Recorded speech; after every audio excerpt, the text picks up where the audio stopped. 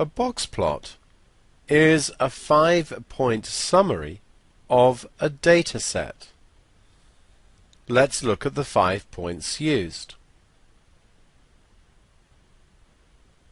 This end of the stalk is the minimum value in the data set.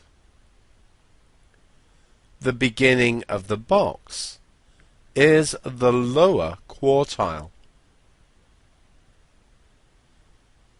There's a line that goes across the box at the median. This end of the box is the upper quartile,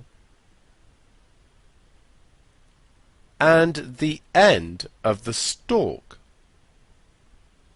is the maximum value in the data set. Box plots are very useful, especially for comparing data sets. A couple of features which are readily apparent when we use a box plot are the length of the box, which note is the distance between the upper quartile and the lower quartile. The length of the box gives us the interquartile range. We also have the overall length between the ends of the stalks. The maximum value take away the minimum value is the range.